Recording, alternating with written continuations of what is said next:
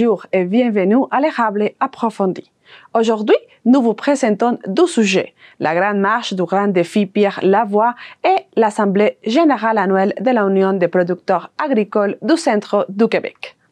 Nous débutons avec l'événement de la marche de la ville de Plessisville qui a eu lieu samedi le 14 octobre 2023. L'activité voulait promouvoir les habitudes pour une vie active et pour réduire la demande de services dans le système de santé. Nous nous trouvons dans le carrefour de l'Érable pour nous renseigner sur une nouvelle édition de la Grande Marche du Grand Défi Pierre Lavoie. La ville de Plessisville fait partie des 5 municipalités qui s'y ajoutent à ce défi. Pierre Lavoie est un athlète de triathlon du Québec né en 1963. En 1999, M. Lavoie a lancé son premier défi sportif où il a pédalé en solo 650 km en 24 heures pour sensibiliser la population de Saguenay-Lac-Saint-Jean à l'acidose lactique, une maladie qui a affecté ses 2 enfants. Aujourd'hui, à Plessisville, la population est invitée à un parcours de marche de 1 ou 5 km. Nous allons nous entretenir avec le personnel de la clinique médicale de l'Érable, l'un des partenaires de l'activité pour maintenir la bonne santé. Nous parlerons aussi avec les dirigeants politiques qui se sont impliqués dans l'activité et les participants de la marche sur les rues de Plessisville.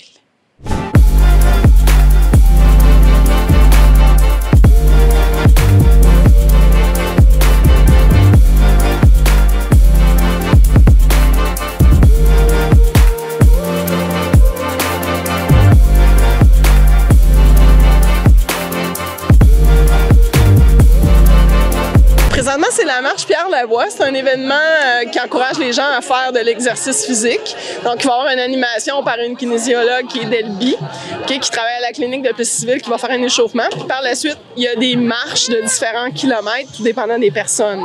Fait que je pense que c'est de 1 jusqu'à 5 kilomètres. Fait que à la table, présentement, c'est des gens qui se sont inscrits soit en ligne ou qui ont, pour la marche Pierre Lavoie, ils prennent un magnifique bandeau pour la marche, puis il y a un tirage ici, surprise, d'un certificat surprise. La Grande Marche a été au départ créée par Pierre Lavoie, mais en collaboration avec la Fédération des médecins omnipraticiens du Québec. Donc, nous, en tant que clinique médicale de la ville ici, on a voulu s'impliquer, être plus près de notre communauté, donner l'exemple, donc vouloir que les gens soient un peu plus en santé, les inciter à faire le pas pour aller marcher puis pour prendre soin de leur santé, finalement. Donc, c'est un peu ça notre rôle aujourd'hui. Et quels sont les bénéfices de cette activité pour la santé? Il y en a plusieurs, c'est sûr. Là, je vous en parlerai pas pendant une demi-heure, mais tout d'abord, si on pense à la santé mentale, ça libère des endorphines de marcher, donc ça diminue l'anxiété, ça améliore l'humeur, ça nous fait sentir un peu mieux. Au niveau physique, cardiovasculaire, ça prévient les maladies cardiaques, ça peut diminuer la pression, diminuer le cholestérol. Puis si on pense à plus musculaire, articulaire, pour les gens qui font de l'arthrose, c'est bon de continuer à être actif, justement, ça garde la santé de nos articulations. Soulager les maux de dos, souvent c'est parce que justement on bouge pas assez, donc de marcher un peu plus, ça peut améliorer notre tonus musculaire, les articulations, etc., puis nous aider. Ça renforce notre système immunitaire aussi. Là, comme je vous dis, je pense que je l'élaborerai pas pendant 30 minutes, mais vous voyez déjà qu'il y a plusieurs bienfaits là, à la marche. Et combien de personnes, combien de médecins de famille il y a ici dans l'activité? Aujourd'hui, là, je pense qu'on est rendu à 7-8. On est un petit peu plus que ça à la clinique, mais bien entendu, ça en prend qui travaillent. Fait qu'il y en a qui sont absents, mais on est 7-8 aujourd'hui ici là, qui sont présents. Quelle est votre recommandation à propos de faire d'exercice et faire ce type d'activité? Idéalement, on devrait faire 30 minutes d'exercice 5 fois par semaine. Dans un monde idéal, c'est sûr que si on est quelqu'un qui bouge pas, on peut commencer par faire un 15 minutes, tranquillement pas vite augmenter, mais l'objectif ultime, ce serait de faire 30 minutes 5 fois dans la semaine. C'est global pour tous les adultes.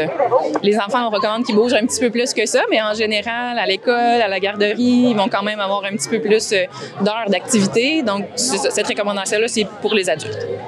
Bon matin tout le monde. Écoutez, je suis impressionné de tout vous voir ici comme ça. Et je suis content de voir aussi les familles, les jeunes enfants de tout âge. Vous savez, je pense que vous avez bien entendu parler des bienfaits de la marche. Moi, mon docteur me recommande de marcher au moins 20 minutes à tous les jours. Fait que ça fait du bien, je vous le confirme. Vous savez, nous, à la ville, on est contents de promouvoir les saines habitudes de vie. Puis c'est important pour nous de vous offrir des sites comme ici, des sentiers de marche. Vous avez la piste cyclable, on peut faire de la marche, on peut faire du vélo ici. Le vélo, c'est très important. On a à cœur notre population en bonne santé. Puis sachez qu'on travaille là-dessus, puis on n'oublie pas ça. Je remercie Dr. Cathy Fortier d'organiser cet bel événement. Je remercie tous les médecins de notre belle clinique médicale. On a une belle clinique à Plessisville. On est chanceux que les médecins aient investi comme ça pour attirer des nouveaux médecins dans notre municipalité puis dans la grande région de la MRC de l'Érable. Je remercie aussi des commanditaires. On a des commanditaires. Il y a le Mont-Apic. Le Mont-Apic, en passant, ils ont développé quelque chose de très intéressant depuis 2 ans. Il y a du vélo de montagne. Pour ceux qui sont adeptes, allez voir ça. Puis ceux qui ne sont pas adeptes, vous pouvez aller marcher là aussi. Il y a des sentiers de marche au Mont-Apic. Je remercie la fromagerie Victoria qui va fournir le petit goûter. Puis le verger des Bois Frères aussi qui va nous offrir des pommes. On dit une pomme par jour éloigne le docteur pour toujours, mais vous pouvez essayer la canneberge aussi, ça fonctionne bien. Fait que je souhaite une très belle marche à tout le monde, puis une belle journée, puis profitez-en bien. On part ça avec un réchauffement plus de cheville. Donc, on va monter sur la pointe des pieds comme ça ici. On monte, on alterne. Ceux qui sont plus habitués, on peut monter les deux en même temps.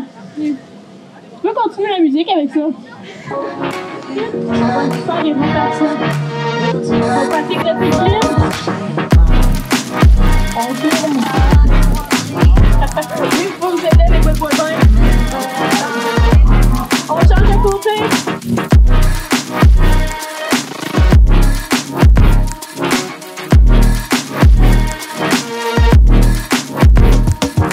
Sur une jambe, on apporte sur notre talon et on descend le plus qu'on peut, on fait des grands cercles.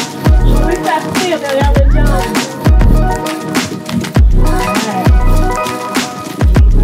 Encore quelques-uns. Un dernier. On change de côté.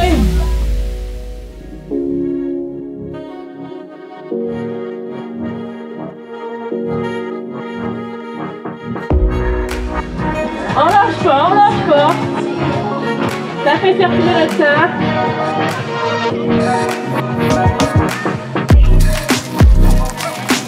Un dernier. Augmenter la circulation sanguine, le facteur cardiaque. On alterne, on va aller faire des talons fixes.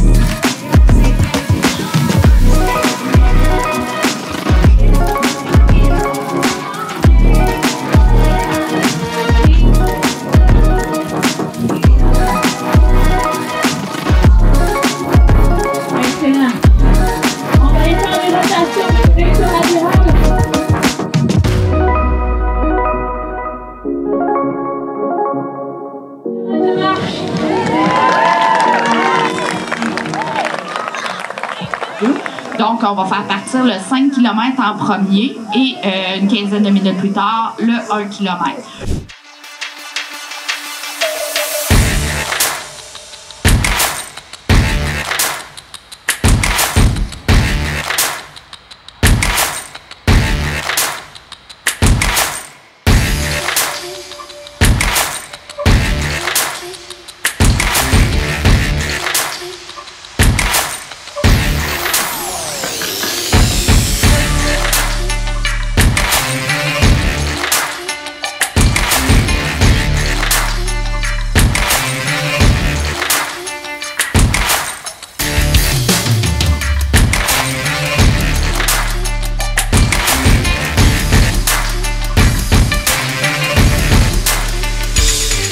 Dans 10, 9, 8, 7, 6, 5, 4, 3,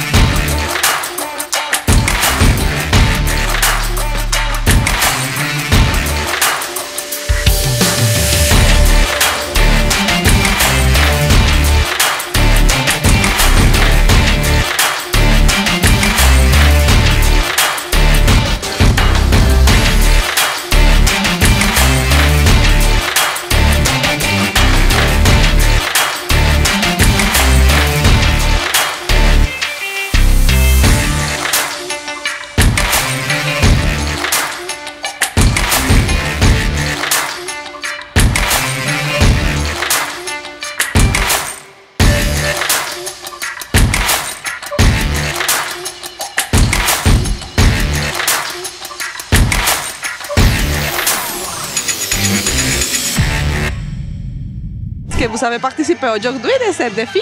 Oui, grand défi Pierre Lavoie, la grande marche. On avait le choix de faire 1 ou 5 kilomètres. Et j'ai participé aujourd'hui. On a fait le 5 kilomètres en famille ici. Oui. Et quelle est votre opinion? Pourquoi c'est important de faire ce type d'activité? Bien, écoutez, Pierre Lavoie est un ambassadeur à travers le Québec pour avoir une vie active. Et aujourd'hui, je tiens à remercier les organisateurs, la Ville de Plessisville, la clinique médicale également de l'Érable, qui sont des partenaires importants. Tous nos médecins ici de la clinique médicale de l'Érable sont ici aujourd'hui parce qu'on le dit, une population qui est active, c'est la meilleure façon de désengorger notre réseau de la santé. Alors aujourd'hui, on démontre aux gens d'avoir des bonnes habitudes de vie avec une belle collation, une bonne alimentation. C'est le secret. Parfait. Et on est ici accompagné de... Docteur Lefebvre, fille de M. Lefebvre. OK. Et bon, qu'est-ce que vous faites et pourquoi vous êtes aujourd'hui ici? En fait, moi, je suis un nouveau médecin là, qui vient de s'établir à la clinique médicale de l'Érable de Plessisville. C'est une activité aujourd'hui organisée par la clinique et plus précisément Dr. Cathy Fortier. Elle nous a invités à venir démontrer à notre population l'importance de bouger. Depuis quand est-ce que la clinique de l'Érable est ici? La nouvelle clinique, elle vient d'ouvrir depuis avril dernier et moi, je viens de commencer ma pratique depuis septembre dernier. Monsieur Fortier, ça fait combien de temps que cette activité se fait ici, les grands défis Pierre Lavoie? L'année passée, il y avait eu une contrainte avec les inscriptions, mais non, c'est pas la première fois, excusez-moi, c'est la troisième fois. Troisième fois, mais l'an passé, il n'y en a pas eu. Parfait. Et si on parlait de la clinique de l'Érable, bon, depuis combien de temps est-ce que la clinique est ici dans Plessisville? Bien, la clinique a été fondée en 1981. Elle était au centre d'achat. Mais la nouvelle clinique, bien, vous savez, elle a été ouverte cette année au mois de mai, qu'il y a eu l'ouverture officielle. Fait qu'on a 10 médecins, mais il y a des bureaux pour 14 médecins, dont 2 nouvelles qui sont venues récemment agrandir le groupe de médecins, puis il y a de la place pour 2 autres aussi. Et quel est le défi, justement, d'avoir des médecins de famille ici à Plessisville? Bien, c'est comme partout dans la province, il manque de médecins beaucoup, fait que fallait avoir une clinique plus attirante pour le travail de nos médecins. Et puis, il y a quand même une certaine quantité de citoyens qui n'ont pas de médecin de famille. Puis, curieusement, au centre du Québec, on est une des régions où il y a le moins de médecins par citoyen. Fait qu'on travaille beaucoup à stimuler la venue de nouveaux médecins à Plessisville. Et vous avez parlé que vous faites maintenant 20 minutes par jour de marche. Oui. Pourquoi c'est important de faire ça?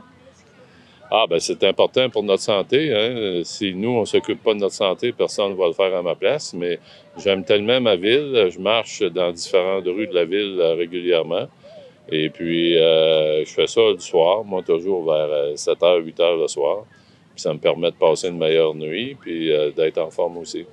Madame Lise, comment a été l'expérience d'aujourd'hui? On a très bien aimé ça. C'est bien organisé. Puis, oui, on a bien aimé ça. C'est une belle marche. Et pourquoi c'est important de faire cette activité? On croit vraiment à la marche. C'est très important de marcher pour notre santé. D'ailleurs, c'est pour ça que j'ai parti un club de marche à Plessisville. Ça s'appelle Petit pas, va loin. Des petits pas. On fait, c'est ça. Et on est rendu 91 membres. Puis on organise des sorties un peu partout, soit des sentiers à la Grande Coulée. On vient marcher ici, on va faire des montagnes. Comme hier, on a fait le Mont Tabasco. Puis cette semaine, on va en faire d'autres. On l'annonce sur Facebook, puis ceux qui sont intéressés dans les membres, ils viennent. Vous êtes habitué alors à faire exercice. Et quels sont les bénéfices pour la santé de faire des activités sportives? Ben, je pense que plus que tu bouges, moins que tu as mal à quelque part. Comme si tu fais de la natation, de la marche, du vélo. C'est important de faire du sport. J'ai quand même 75 ans, puis je me sens pas 75 ans parce que je fais comme les jeunes. Puis, mon mari a 83, puis on est très actifs. Oui. On fait du vélo, de la marche, on fait beaucoup de vélo, beaucoup de marche, on fait du ski de fond. On fait, comme l'hiver passé, on a fait 40 journées de ski de fond. On fait souvent le Grand Tour qui est 17 km à Plessisville. On a un très, très beau centre de ski de fond qui nous tient en santé. Et puis, on fait du ski alpin. Peut-être que j'en oublie. On fait du ménage aussi, ça c'est moins drôle. Bon, pour les clubs de marche, quelles activités vous faites? Et bon, chaque combien de temps est-ce que vous faites les activités sportives? Les clubs de marche, on en fait plutôt comme cet ici, parce que l'été, c'est plus le vélo. On a des groupes de vélo. Puis, mais le club de marche, on l'annonce sur Facebook. Si on voit qu'il y a une journée qui est propice à faire une belle marche, puis là, on l'annonce. Puis les gens qui veulent venir, bien, ils marquent présent, ils viennent. Puis on se rencontre dans un tel endroit. C'est pas toujours à Plessisville, là. On en fait un peu partout, là. Puis... mais je vais dire, on essaie de le faire minimum une fois par semaine. On fait entre 10 et... on va dire une moyenne de 10 km quand on sort. Même, on a fait le défi des escaliers au printemps. On a marché 18 km, plus on a fait environ de marche d'escalier, monter et descendre, environ 4000 marches. Puis c'était une bonne journée, ça, là. Ça, c'est annoncé dans mon club. Mais pour entrer dans le club, dans notre groupe, là, tout le monde est bienvenu, mais par contre, c'est annoncé sur Facebook en privé. C'est dans Petit Pas va loin. Il faut vraiment que tu connaisses quelqu'un qui est là-dedans ou les gens qui me connaissent sont intéressés. Bien, pas besoin de me connaître, là. Lise la brique Brideau, Facebook. Et la page s'appelle? Petit pas va loin. Chaque petit pas compte dans notre vie pour arriver à notre but, dans n'importe quoi. Monsieur Léo, pourquoi vous pensez que c'est important que la ville de Plessisville fasse ce type d'activités? Ben pour moi, c'est si qu'elle insiste à faire des activités, c'est que ça incite aussi les autres à en faire. Ils vont peut-être voir les gens. En fait, si tu regardes, il y avait un petit pourcentage de gens. Puis la plupart du temps, c'est toujours les mêmes qui viennent. Mais par contre, pour moi, c'est une bonne affaire qu'ils organisent des marches comme ça, qui fait que les gens qui aiment de marcher, ils viennent. Puis même, comme moi, je ne devais pas venir, parce que j'avais eu un accident de vélo il y a 2 semaines. Mais moi, j'encourage toujours ces activités-là. Peu importe c'est quand. Comme aujourd'hui, ça a été très plaisant. Je pense que pour moi, j'ai aimé ça. Est-ce que vous faites habituellement des sports? Toutes les sorties de vélo. Mais souvent, j'y vais. Puis on fait quand même 60, 70, la plupart de notre groupe. Puis je fais de la marche. L'hiver, je fais de la raquette. On fait du ski de fond, du ski alpin. Puis aussi, je fais le maintien de ma maison. Je suis encore en pleine forme pour ça. Je me compte chanceux. Puis c'est pour ça que je pense, comme on dit des fois, « Et toi, le ciel t'aidera » en faisant d'exercices puis en mangeant bien. Les gens qui s'assient, comme disent, il y en a qui sont sportifs, mais assis devant la télévision en regardant les autres jouer. Mais moi, je regarde moins la télévision, mais par contre, je fais le sport au lieu de regarder les autres. Et comment est-ce... Malgré 83 ans, je ne sais pas si je l'ai dit, mais j'ai 83 ans. Comment est-ce que le sport a amélioré votre qualité de vie? J'en ai quasiment toujours fait. Tout le temps, mais le seul temps que j'en ai moins fait, c'est quand j'ai élevé mes enfants. Puis après, mais ça a amélioré ma condition de vie. C'est comme, on est toujours en santé. On dirait qu'on est toujours bien. On se lève le matin, on est en forme, on ne se sent pas fatigué. Parce que si tu fais rien, bien souvent, moins tu en fais, moins tu as la capacité d'en faire, moins tu te sens comme moins en forme. Puis c'est ça qui fait que moi, j'aime d'en faire. Même des fois, ça ne me dit pas. Puis je fais mon petit exercice, peut-être une vingtaine de minutes, 4 à 5 fois par semaine, 4 à 5 jours. Puis, mais pas beaucoup. Puis les autres, je fais du vélo, on est dans des groupes, on est dans... c'est ça qui fait que... Puis pas seulement garder physiquement, mais mentalement. Parce qu'on regarde, on est avec des groupes, donc socialement, on a beaucoup de social avec les gens. Je pense que ça, c'est déjà 50% des choses on va dire, jaser avec les personnes. Parce que si tu ne sors pas de ta maison, automatiquement, tu viens comme isolé. quelques centaines de personnes viennent d'accomplir entre 1 à 5 km de marche à Plessisville pour maintenir les saines habitudes de l'activité physique, en espérant que cela puisse vous encourager à participer des marches régulières. Pour la TVC, Sylvana Suarez.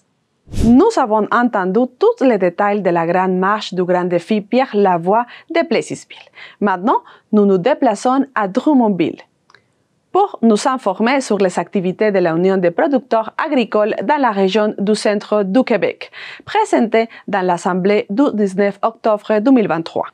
Le dossier traité touche toute la MRC de l'érable, ce qui justifie notre visite. Nous nous trouvons dans l'hôtel Best Western à Drummondville pour nous informer sur l'Assemblée générale annuelle de l'Union des producteurs agricoles du centre du Québec. On va connaître toutes les nouveautés de l'Assemblée générale 2023.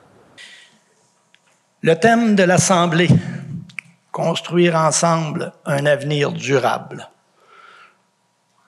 On fera état tout au long de la journée, à travers les résolutions, à travers les allocutions, de la situation des entreprises agricoles, le contexte agricole en soi, la situation politique dans laquelle on se retrouve actuellement, tant provinciale, nationale que planétaire. Beaucoup d'éléments sont en jeu.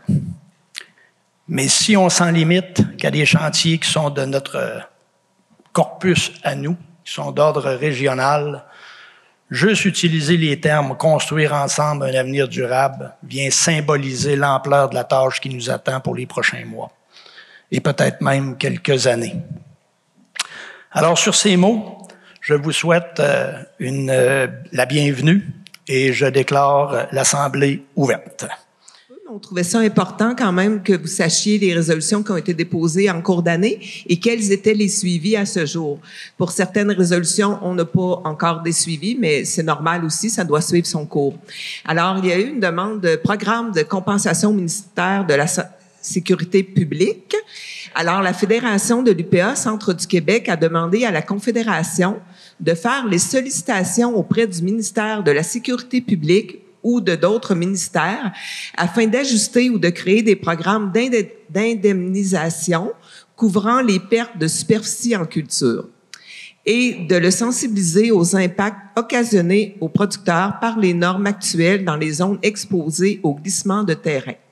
Le suivi, l'Union a amorcé des discussions avec le ministère de l'Agriculture sur l'enjeu soulevé par notre résolution et nous serons informés de l'avancement de ce dossier.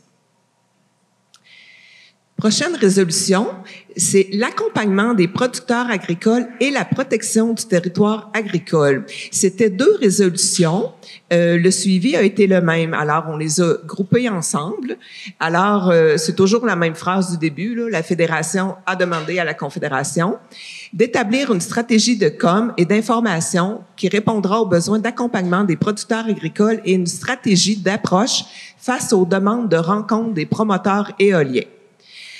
Nous avons demandé de nous accompagner dans la mise en place de ces stratégies, de prendre des dispositions nécessaires pour que le déploiement de tels projets soit interdit à l'intérieur de la zone agricole dynamique, de s'assurer que l'UPA soit considéré comme un acteur incontournable à l'intérieur du processus de consultation et d'évaluer dans un but préventif, l'ensemble des contrats présentés aux propriétaires agricoles et forestiers par les promoteurs éoliens. Le suivi. Alors, l'Union appuie notre demande, en effet, des éoliennes, on en a entendu parler. L'Union a déjà entrepris plusieurs démarches, par exemple, intervention à la Régie de l'énergie, lettre à Sophie Brochu, commentaires adressés au ministère de l'Énergie, développement d'un pense-bête, etc., visant à répondre aux demandes de cette résolution. L'Union poursuivra ses efforts dans ce dossier afin de limiter les effets du développement de la filière éolienne sur les activités et le territoire agricole. Prochaine résolution, taxe sur les logements sous-utilisés. Alors, on a demandé d'entreprendre des représentations afin d'exclure les propriétaires agricoles canadiens de l'obligation de remplir annuellement la déclaration de la taxe sur les logements sous-utilisés et avec le formulaire là qu'on a vu, dont on a entendu parler. Le suivi en lien avec ça, c'est que l'Union a envoyé une lettre à Mme Chrystia Freeland, qui est la vice-première ministre et ministre des Finances, demandant de modifier de façon urgente l'application de la TLSU, qui est la taxe sur les logements sous-utilisés, afin que les producteurs agricoles qui doivent produire des déclarations au 30 avril puissent en être totalement exemptés. Alors, c'est là qu'on en est rendu. Prochaine résolution. Délai dans le traitement des dossiers au ministère de l'Environnement de la lutte contre les changements climatiques, de la faune et des parcs. Alors, le syndicat de l'UPA de l'érable a demandé à la Fédération du Centre du Québec de faire des représentations nécessaires afin que le délai d'étude et d'obtention des autorisations du ministère, etc., soit tout au plus de 6 mois. On a demandé également la mise à jour des démarches régionales, entreprises, ainsi que les démarches projetées par rapport au délai dans le traitement des dossiers au ministère de l'Environnement. Le suivi qui a été fait, c'est qu'il y a eu des rencontres et sollicitations d'appui de partenaires du milieu pour réaliser les démarches auprès du ministère de l'Environnement. Alors, c'est en cours, cette résolution. Travailleurs étrangers partagés. Alors, c'était une résolution qui nous venait des producteurs de lait du Centre du Québec qui demandait à la Fédération de poursuivre les démarches auprès des instances concernées afin que soient modifiées les règles pour permettre à un travailleur étranger d'offrir ses services à plus d'un employeur. Et le suivi, ça sera traité en résolution cet après-midi. Dernière résolution, je crois, COP 15. Alors, la Fédération de l'UPA du Centre du Québec a demandé à la Confédération d'informer et de sensibiliser les propriétaires fonciers agricoles et forestiers sur les tenants et aboutissants de la COP 15, les différents types de réserves naturelles et les droits des propriétaires, et ce, avec diligence, de consulter les syndicats locaux à ce sujet et de les inclure dans la démarche, de défendre les intérêts de leurs membres dans ce dossier et de réfléchir à la pertinence d'étendre cette démarche au niveau provincial et de concert avec la Fédération des producteurs forestiers du Québec. Et il n'y a pas eu de suivi. Pas qu'il n'y a pas de suivi, mais il n'y a pas eu de réponse encore à ce suivi-là. Alors, c'est dans les instances à la Confédération. C'est toujours avec un plaisir renouvelé que j'introduis le président à son message. Le message du président, c'est un moment privilégié pour faire un retour sur les dossiers que, comme fédération, nous avons traités, les difficultés qu'on a rencontrées, parce que quand on travaille des dossiers, ça va pas toujours comme on le voudrait, il y a certaines difficultés, mais on trouve toujours des solutions, et donner une orientation pour l'avenir. L'année qui vient de se terminer a amené son lot de défis, comme vous pourrez le constater dans son message. J'ai fait beaucoup de représentations et c'est jamais avec un sentiment de lourdeur. Beaucoup d'interventions auprès des médias qui sont dans la salle, avec qui on a développé au fil du temps un intérêt à leur égard. On a suscité de la critique, pas de la critique, mais de l'intérêt de leur part, à nous questionner, à comprendre comment que le secteur agricole fonctionne. C'est un secteur qui est complexe, qui compose avec de multiples ingrédients. Et ça, depuis quelques années, on réussit ce défi-là. 2023. Une année à oublier? Non. Une année à se référer. Une année qui fait la démonstration d'un besoin de refonte de tous nos programmes de soutien. Une année qui fait la démonstration d'un besoin plus criant que jamais, d'un encadrement protégeant de façon incontournable le territoire agricole. Je commence avec l'environnement. Alors, adaptation au changement climatique, l'application de nouvelles pratiques culturelles, des cultures de couverture, la mise en place d'intercalaires, la protection, la protection des cultures en utilisant des éléments plus écologiques sont là quelques exemples d'interventions auxquelles nous devons nous adapter. Mais pour ce faire, tant du côté de l'environnement que du côté de l'agro-environnement, il y a 3 conditions fondamentales. La première, il faut de la recherche et du développement. Sans la recherche et le développement, on n'avance pas. Dans un deuxième temps, il faut de la formation. Il faut former des professionnels pour nous accompagner, nous encadrer. Et il faut aussi former les producteurs et productrices agricoles. Et finalement, le troisième point, et non le moindre, un soutien financier à la hauteur des ambitions de la société.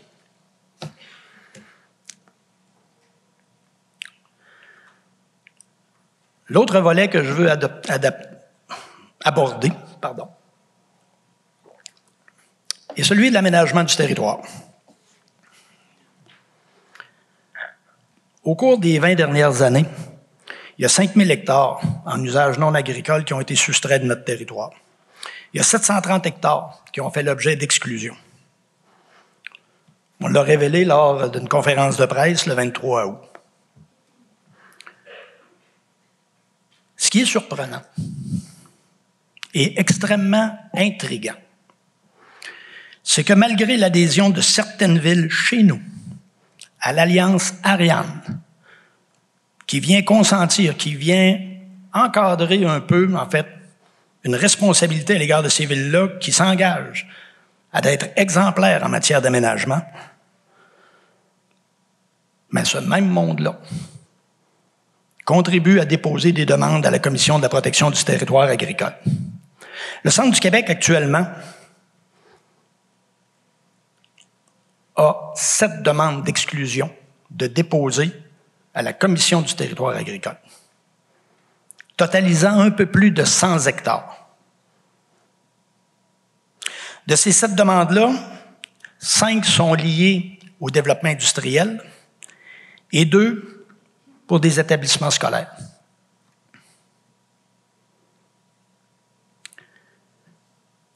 La conséquence d'une décision favorable de la CPETAC sur ces demandes-là entraînera un autre élément. Ça sera inévitablement une demande de dézonage pour être capable d'agrandir les endroits pour construire des maisons, construire du résidentiel. Parce que lorsqu'on emmène une shop, une entreprise, une business en quelque part, une industrie, on y emmène aussi des travailleurs. Ces travailleurs-là, il faut les loger. Lorsqu'on emmène une école en place, on provoque inévitablement l'arrivée de familles. Ces familles-là, il faut les héberger. Quelle sera la conséquence de ces actes-là et de ces décisions-là? Bien, nous, on s'approprie le rôle de travailler à protéger les espaces. Additionné à ça, la pression de la filière batterie, où est-ce qu'on nous parle de 3 000 à 3 500 emplois. Encore là, quelle sera la pression exercée sur l'espace résidentiel disponible? Et finalement, l'éolien. L'éolien qui a fait couler beaucoup d'encre depuis maintenant 1 an dans notre région. La première appel d'offres est fermée. Un projet qui a été déposé. Quelle sera la suite des choses? Le ministère de l'Économie et de l'Industrie et Hydro-Québec auront à donner suite à cette demande-là. Mais pour nous,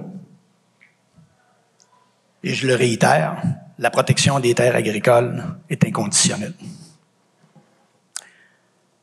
J'additionne à ça la consultation du MAPAC sur la loi de la protection du territoire agricole qui ne fait qu'accentuer notre inquiétude. Il y a de quoi être très inquiet. Quels seront les paramètres qui seront appliqués à travers cette nouvelle loi-là? Qu'arrivera-t-il des acquis que nous avions jusqu'à maintenant? Dieu seul le sait. Mais si j'affirme que le territoire agricole égale le jardin des Québécois et que comme citoyen, ça assure la capacité à se nourrir, ça nous rassure quant à la provenance des produits et ça nous assure que la qualité des produits, par le respect des normes appliquées chez nous, sera appliquée, sera respectée.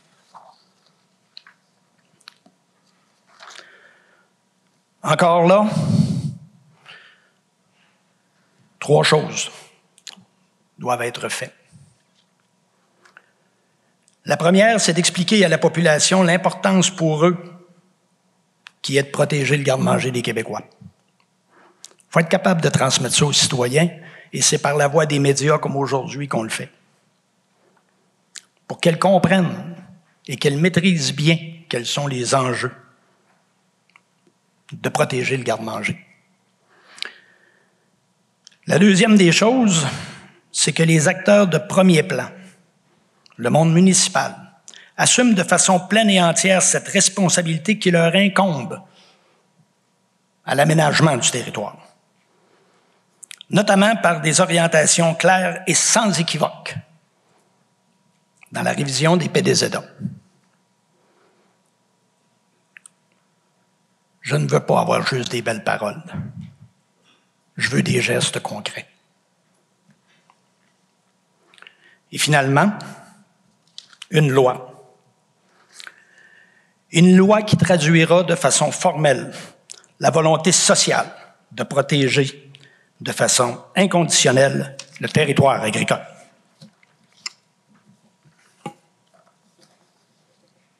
Ça aurait été bon que vous applaudissiez là-dessus.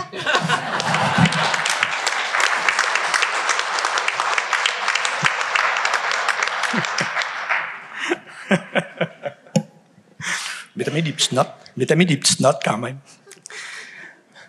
Et finalement, j'aborde le dernier volet de mon allocution, qui est la situation économique sur nos fermes.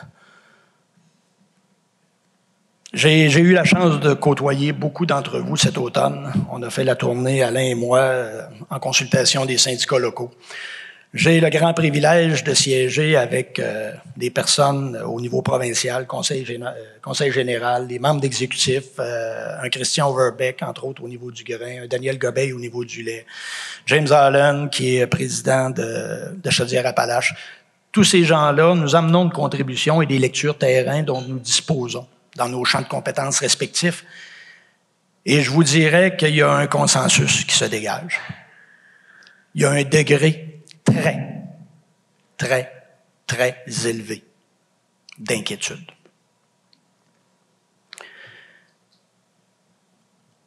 L'Union des producteurs agricoles a réalisé au mois de mars un sondage qui nous a révélé à ce moment-là, et on est au mois de mars, là, une entreprise sur 5 signifiait être en difficulté financière.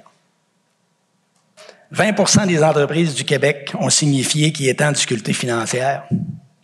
Ce qui est renversant, c'est qu'au centre du Québec, ce même sondage-là a révélé que 3 entreprises sur 5 étaient en difficulté financière. 60% de nos entreprises, au mois de mars, signifiaient cet état-là.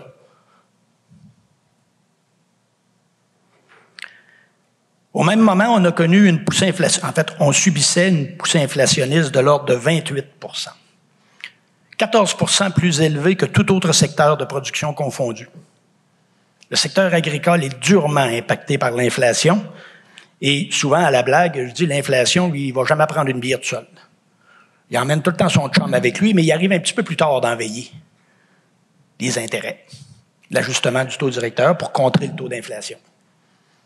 Et quand on est sur des entreprises agricoles où on capitalise 8 $ d'investissement pour aller chercher 1 $ de revenu, on est à même de comprendre la conséquence qu'incombe une montée du taux d'intérêt. Et là, tenez-vous bien après vos chaises.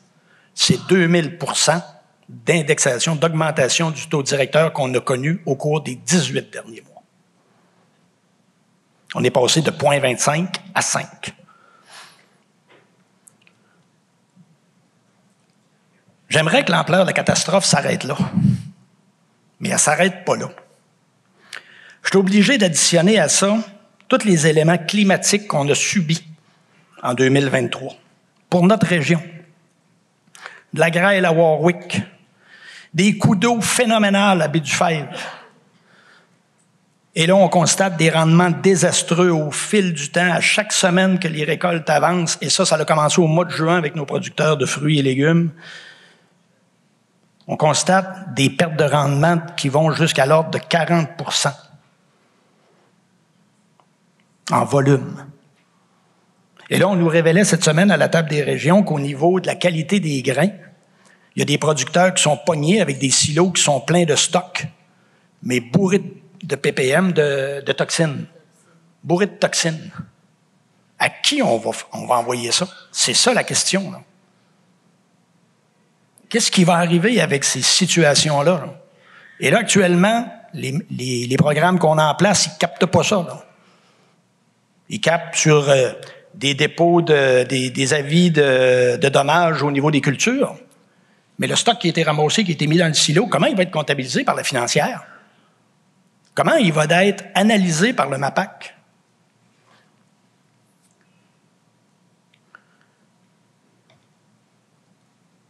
Ma question, elle est la suivante. Où est l'agilité de la financière agricole dans de tels cas? Et où est le leadership du MAPAC? Et où est le leadership du MAPAC pour rassurer les producteurs pour les prochains mois, les prochaines années? Parce que la conséquence du taux d'intérêt ne sera pas une conséquence qui va durer que quelques mois, on le sait tous très bien. Ma dernière page. Lorsqu'on a fait le choix du thème de notre assemblée, on a fait ça au mois de juillet. France, Alain, l'exécutif, au mois de juillet qu'on a choisi le thème de notre réunion. Moi, je suis en mesure de vous dire qu'entre le moment où on a choisi ce thème-là et aujourd'hui, dans tous les secteurs que je vous ai parlé dans mon allocution, la pression a doublé. Et je suis conservateur.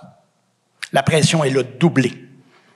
En pression sur l'environnement, en pression sur l'aménagement et en pression sur la notion économique de nos entreprises.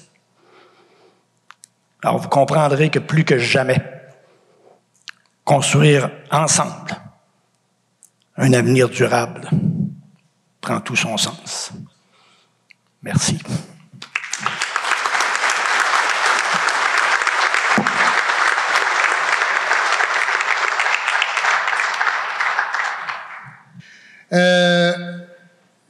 Un petit préambule, une question et un commentaire. Alors, le préambule, pour préparer la question, pour qu'on parle bien de la bonne affaire, là, la différence entre la légitimité et la légalité. Il fut un temps au Québec, les femmes n'avaient pas le droit de vote, c'était pas légal. Ils ont posé la question, ils ont dit non, vous n'avez pas le droit de vote.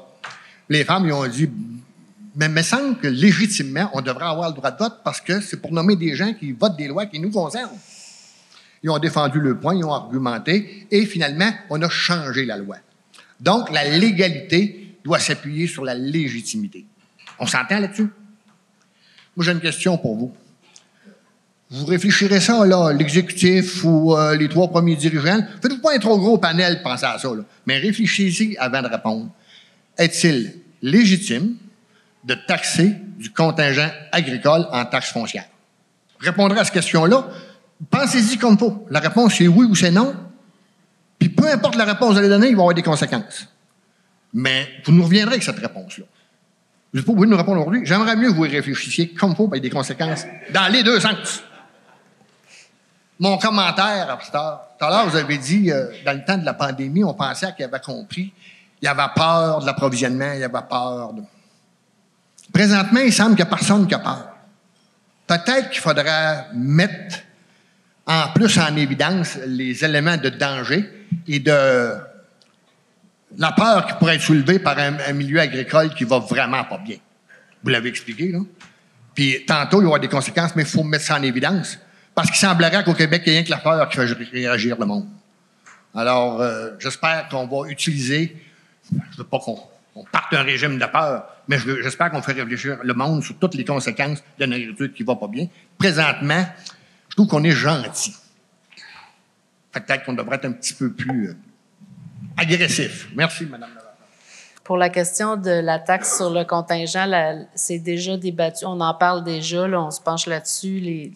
Les acéricoles l'ont fait remonter. On essaie de voir comment on serait capable de positionner un argumentaire à faire un parallèle, par exemple, avec dans le commercial, peu importe ce qu'il y a dans la bâtisse, la taxation de la bâtisse reste la même. On ne taxe pas parce que plus cher ou moins cher selon l'activité qui se passe dans la bâtisse. Là. Donc, on a déjà un œil sur cette question-là. Là. Je n'irai pas plus loin, mais on se penche déjà sur cette question-là.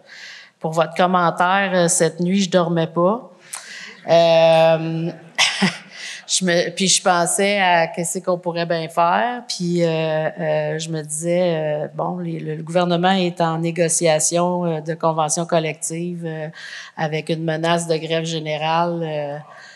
Ben peut-être qu'en agriculture, on pourrait penser à une grève générale d'approvisionnement, puis faire un super coup de publicité en détournant tout ce qu'on livrerait habituellement au marché alimentaire vers les banques alimentaires, puis trouver une façon de dédommager les producteurs pour faire ça, mais que le monsieur, madame, tout le monde qui a l'habitude de voir des tablettes pleines à l'épicerie commence à voir des tablettes vides, voir qu'est-ce que ça veut dire quand on livre pas la marchandise.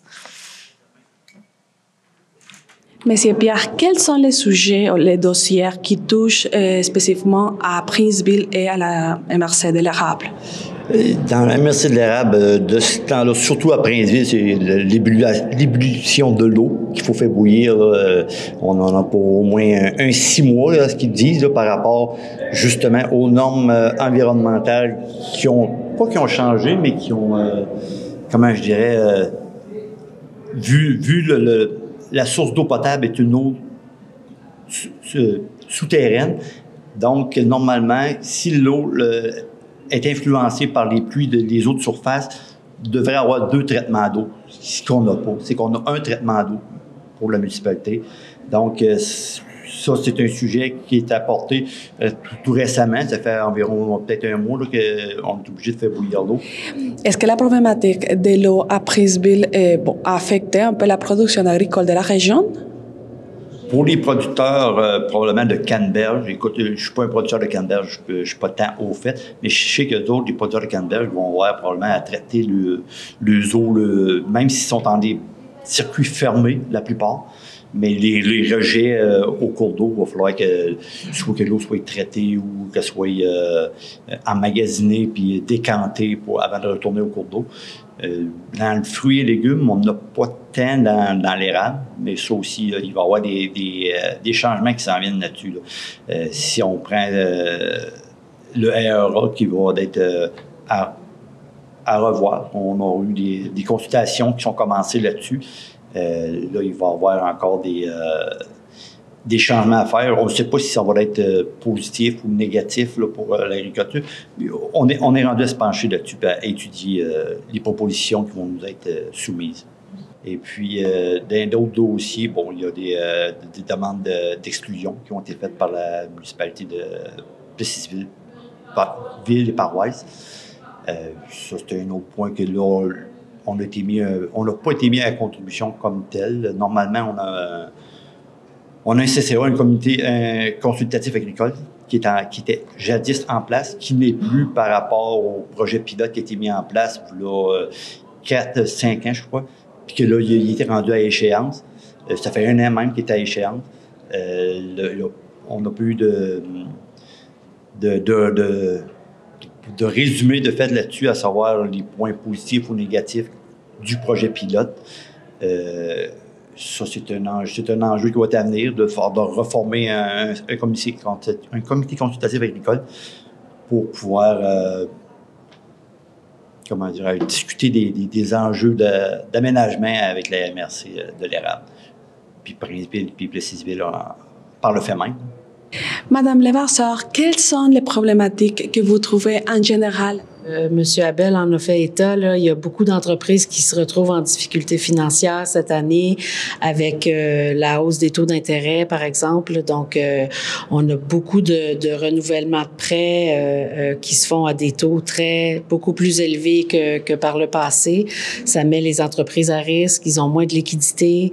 L'inflation est présente pour tout le monde, là, donc y compris les entreprises agricoles qui doivent payer plus cher pour leurs intrants. Donc, et c'est pas toujours simple non plus de transférer ces coûts-là aux consommateurs, à la filière de distribution. Donc, les marges rétrécissent toujours pour les entreprises. Alors, on souhaiterait que le gouvernement puisse mieux accompagner les entreprises là, dans ce temps de crise-là.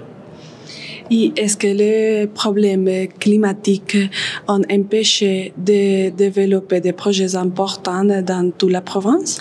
Ben, en fait, les problèmes climatiques ont surtout un impact sur le revenu des entreprises. Donc, sans même penser à avoir de nouveaux projets, juste de passer à travers l'année, si on n'a pas de récolte ou si on est incapable de récolter ce qui a poussé parce que les champs sont pleins d'eau, on n'est pas capable de rentrer dans les champs, ou ce qu'on récolte est de moins bonne qualité, alors on n'a pas de prix, on n'est pas capable de le revendre à bon prix, on se ramasse avec un manque à gagner du côté des revenus des entreprises agricoles. Donc, c'est ce qui est difficile à